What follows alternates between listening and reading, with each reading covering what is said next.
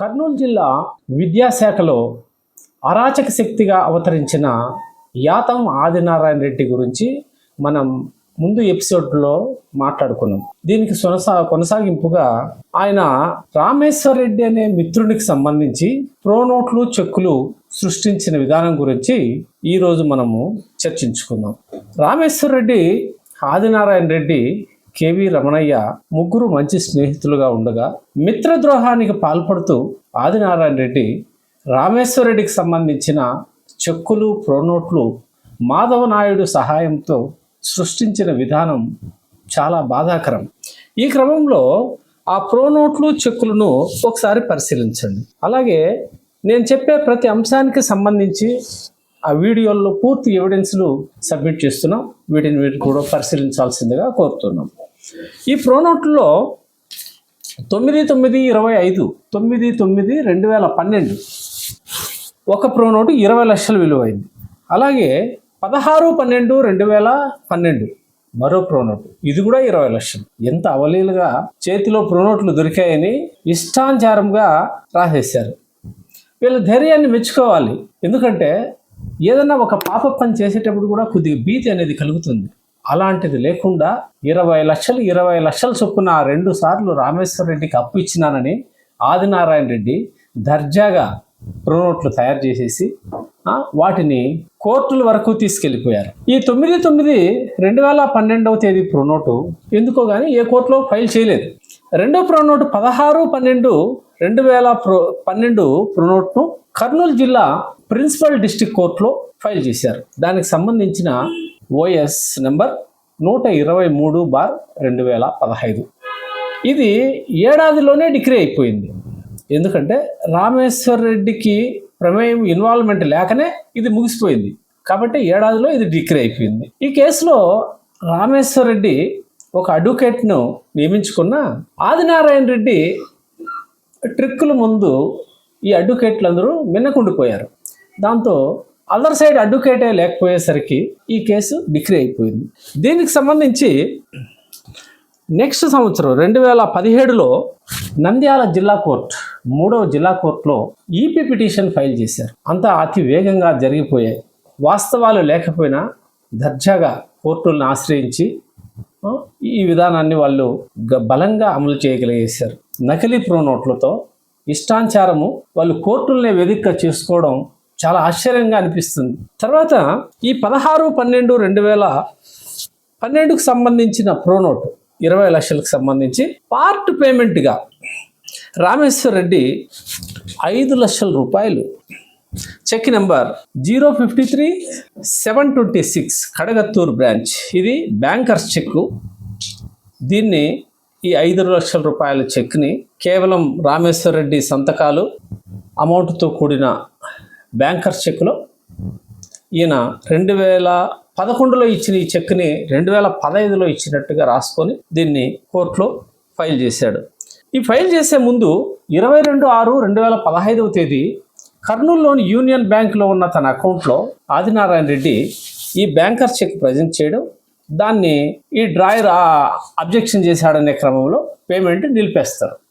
ఎందుకంటే ఈ ఫేక్ వ్యవహారం కాబట్టి దీన్ని ఆపేశారు. సో దీన్ని వెంటనే ముందే వేసుకున్న పథకం ప్రకారం కర్నూలు ఎక్సైజ్ కోర్టులో సిసి నెంబర్ 182/582/2016గా క్రిమినల్ కేసు నమోదు చేస్తాడు. Check bounce case Rameshwar Reddy పైన. ఈ ప్రోనోట్లు చెక్ని తయారు చేసుకొని ఆయన సిసి ఫైల్ చేస్తాడు. ముందు ఒక ప్రోనోట్కి సంబంధించి ఓఎస్ వేసి డిగ్రీ తీసుకున్నాడు, నంద్యాల కోర్టుకి వెళ్ళిపోయాడు. ఇప్పుడు సిసి క్రిమినల్ యాక్షన్, ఇతన్ని శిక్షించండి, నాకు డబ్బులు ఇచ్చి చెక్ ఇచ్చినాడు, డబ్బులు ఇవ్వలేదు, చెక్ బౌన్స్ అయిపోయింది. యాక్చువల్గా అక్కడ చెక్ బౌన్స్ ఏమి కాల, ఈయనే రామేశ్వర్ రెడ్డి ఇవి తప్పుడు చెక్కులు నా ఇట్లా ముందు పోయినాయని ఈయనే ఆపాడు. సో అదే విషయం వాళ్ళు బ్యాంక్ వాళ్ళు కూడా ఎండార్స్ చేసి పంపించారు. ఈ కేసుకు సంబంధించి ఇదే కోర్టులో ఇంకో సిసి ఫైల్ చేశారు. ఇదేమంటే 8,50,000 రూపాయల చెక్కు నేను ప్రజెంట్ చేశాను నా అకౌంట్లో, నాకు డబ్బులు లేవని వచ్చింది, కాబట్టి ఇతన్ని శిక్షించండి. దీని సిసి నెంబరు 150/2017. ఇది కూడా ఎక్సైజ్ కోర్టు కర్నూలులో ఫైల్ చేశారు. ఈ 3 కేసులు ఈయన వెంటాడేశారు. లెక్కలేదు వీళ్ళకి. కోర్టులు అంటే భయం లేదు, గౌరవం లేదు, చట్టం అంటే గౌరవం లేదు. నకిలీ వ్యవహారాలన్నీ తీసుకొచ్చి దర్జాగా ఓఎస్లో 34 లక్షలకి 20 లక్షలు అసలు 14 లక్షలు ఇంట్రెస్ట్ కింద క్యాల్కులేట్ చేసి కోర్టు నుంచి డిగ్రీ తీసుకొని నంద్యాలలో అతని భూములను అటాచ్ చేసేదానికి కేసు ఫైల్ చేసేసాడు. సో ఈ కేసులన్నీ ఇట్లున్నప్పుడు వెంటనే రామేశ్వర రెడ్డి హైకోర్టును సంప్రదించాడు. ఎక్స్పార్టీ డిగ్రీ ఇచ్చిన కర్నూలు జిల్లా కోర్టు ఆర్డర్ మీద ఆయన గౌరవ ఆంధ్రప్రదేశ్ హైకోర్టును సంప్రదించడంతో CRP criminal revision petition case number 760/2021 కేసులో హైకోర్టు దాని మీద విచారణ నిలిపేసింది. అలాగే ఈ చెక్ బౌన్స్ కేసులకు సంబంధించి హైకోర్టు 830/2025 క్రిమినల్ ఎంపీ నంబర్ ప్రకారము, అలాగే క్రిమినల్ ఎంపీ నంబర్ సిఆర్ఎల్పి నంబర్ 805/2025 ప్రకారము ఈ 2 చెక్ బౌన్స్ కేసుల్ని విచారణను హైకోర్టు నిలిపివేసింది. ఇక్కడ మనం గమనించాల్సింది ఏమంటే ఆదినారాయణ రెడ్డి నకిలీ ప్రోనోట్లు, నకిలీ చెక్కులు ఆధారంగా దర్జాగా కోర్టులో కేసులు ఫైల్ చేశాడు. దీన్ని తర్వాత కోర్టులు సరే అడ్డుకున్నా ఇవి ఇంకా పెండింగ్ దశలోనే ఉన్నాయి. విచారణ తాత్కాలికంగా నిలిపేశారు, ఇవి పెండింగ్లు ఉన్నాయి. వీణ కోర్టులంటే కూడా కనీస గౌరవం లేకుండా ఎంత దర్జాగా వచ్చాడో వాళ్ళ ధైర్యాన్ని చూస్తే ఆశ్చర్యం కలుగుతుంది.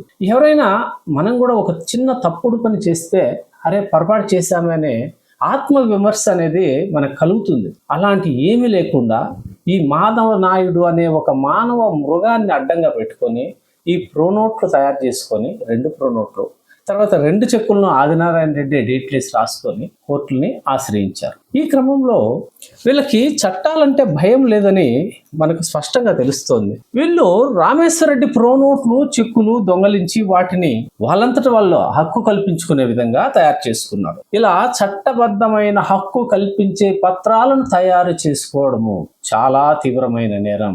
ఈ నేరానికి 10 సంవత్సరాల నుంచి యావజ్జీవ కారాగార శిక్షలు కూడా పడేదానికి మనకు చట్టాల్లో అవకాశం ఉంది. అలాగే రామేశ్వర రెడ్డిపై తప్పుడు కేసులు ఫైల్ చేయడం ద్వారా కోర్టుల్లో మరో నేరానికి కూడా ఈ ఆదినారాయణ రెడ్డి టీం పాల్పడింది. కోర్టుల్ని తప్పుదారి పట్టించాడు, కోర్టులని దుర్వినియోగం చేశాడు. ఇది ఖచ్చితంగా కోర్టు ధిక్కారమే అవుతుంది. ఇది క్షమించరాని నేరం. అలాగే కోర్టులను తప్పుదారి పట్టించడం అంటే ఒక బాధ్యత కలిగిన ప్రభుత్వ ఉద్యోగి, ఒక టీచర్, సమాజానికి ఒక దారి చూపాల్సిన ఒక గొప్ప వ్యక్తి ఇలా దిగజారిపోయి మనకి స్వతంత్రమైన న్యాయ వ్యవస్థను కూడా ఇష్టానుసారంగా ఆయన వాడుకొని ఆయన స్వార్థ ప్రయోజనాలకి వాస్తవాలు లేకపోయినా వాటిని దుర్వినియోగం చేయడం అతన్ని ఏమాత్రము క్షమించే దానికి అవకాశమే లేదు. ఇతని మీద చెక్ బౌన్స్ కేసులు వేసిన 2 సపరేట్ కేసులకు 2 క్రిమినల్ కేసులు నమోదు కాక తప్పదు.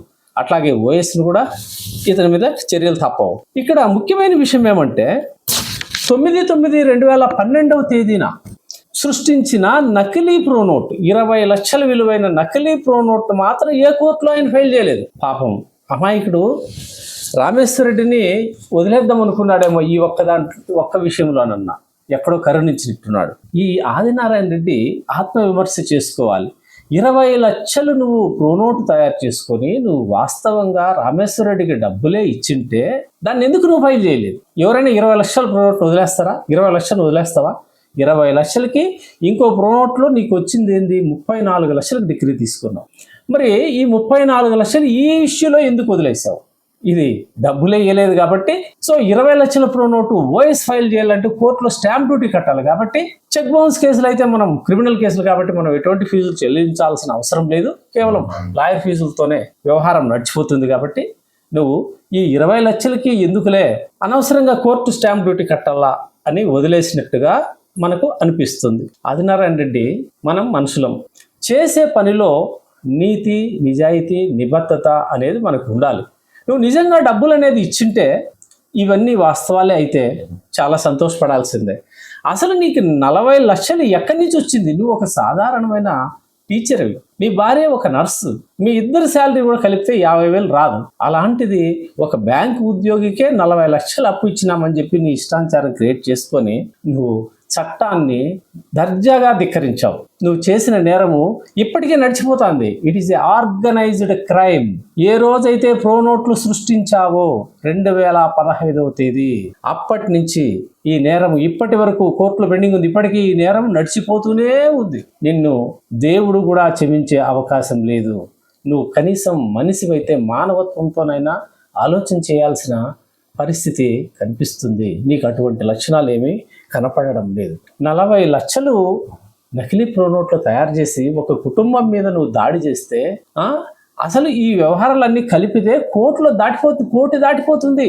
నువ్వు నిజంగా ఇచ్చావా? ఎక్కడి నుంచి తేగలిగినావు ఇంత డబ్బులు? ఈ విషయాలన్నీ ఖచ్చితంగా విచారణలో తేలుతాయి. నువ్వు ఒక నకిలీ ప్రోనోట్లు చెక్కులు రాసుకొని పోయి కోర్టులో వేసేసినంత మాత్రాన నీకేదో వచ్చేస్తుంది అని నువ్వు భ్రమపడకూడదు. ఖచ్చితంగా చాలా కోర్టులు ఉన్నాయి. మనకి సుప్రీంకోర్టు కూడా అత్యున్నత న్యాయస్థానం కూడా మిగిలే ఉంది. ఖచ్చితంగా నీ పాపం పండే రోజులు ఎదురు చూస్తూ ఉండు. నిన్ను దేవుడు కూడా క్షమించలేడు. తప్పులు చేసే ముందు ఒక క్షణం మనం ఆలోచన చేసుకోవాలి. అరే ఇలా చేస్తున్నాం, ఇందులో వాస్తవం ఉందా?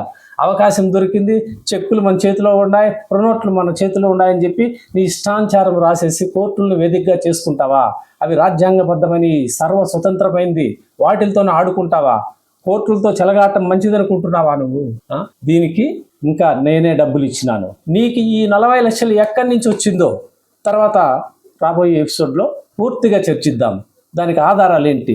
మేము చెప్పే ప్రతి విషయానికి పూర్తి స్థాయి ఆధారాలతోనే మాట్లాడుతున్నాం. ఈ ఆధారాలన్నీ మేము పక్కన మన వీడియోలంతా కూడా పబ్లిష్ చేస్తున్నాం. వాటిని పరిశీలించాల్సిందిగా కూడా కోరుతున్నాం.